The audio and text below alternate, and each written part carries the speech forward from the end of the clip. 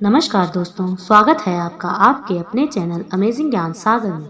आज की स्टोरी है दुख का कारण। एक शहर में एक आलीशान और शानदार घर था। वह शहर का सबसे खूबसूरत घर माना जाता था। लोग उसे देखते तो तारीफ किए बिना नहीं रह पाते। एक बार घर का मालिक किसी काम से कुछ दिनों के लिए शहर से बाहर चला गया।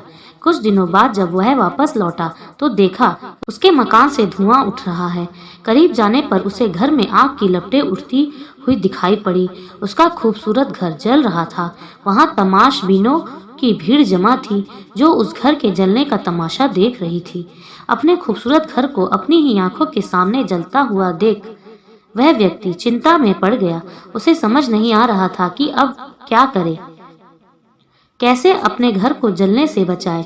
वह लोगों से मदद की गुहार लगाने लगा कि वह किसी भी तरह उसके घर को जलने से बचा ले। उसी समय उसका बड़ा बेटा वहां आया और बोला, पिताश्री घबराइए मत, सब ठीक हो जाएगा।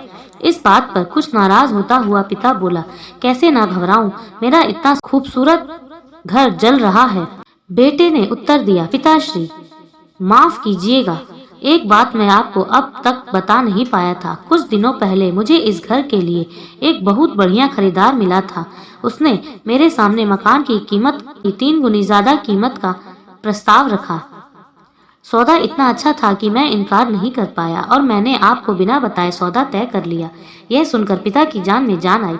उसने राहत की सांस ली और आराम से यूं खड़ा हो गया जैसे सब कुछ ठीक हो गया हो। अब वह भी अन्य लोगों की तरह तमाशबीन बनकर उस घर को जलते हुए देखने लगा। तभी उसका दूसरा बेटा आया और बोला, पिताजी हमारा घर जल रहा है और आप हैं कि बड़े आराम से यहाँ खड़े होकर इसे जलता हुआ देख रहे हैं। आप कुछ करते क्यों नहीं? बेटा चिंता की बात नहीं है, तुम्हारे बड़े भाई ने ये घर बहुत अच्छे दाम पर बेच दिया है। अब ये हमारा नहीं रहा, इसीलिए अब कोई फर्क नहीं पड़ता। पिता बोला, पिताजी भैया ने सौदा तो कर दिया था, लेकिन अब तक सौदा पक्का नहीं हुआ है।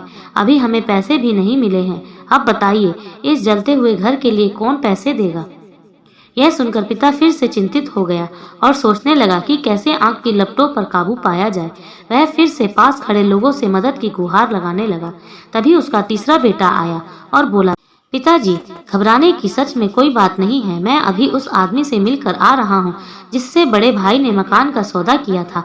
उसने कहा है कि मैं अपनी जुबान का पक्का हूँ। मेरे आदर्श कहते हैं कि चाहे जो भी हो जाए अपनी जुबान पर कायम रहना चाहिए। इसीलिए अब जो हो जाए, जवान दी है तो घर जरूर लूंगा और उसके पैसे भी दूंगा। पिता फिर से चिंता मुक्त हो गया और घर को जलते हुए देखने लगा।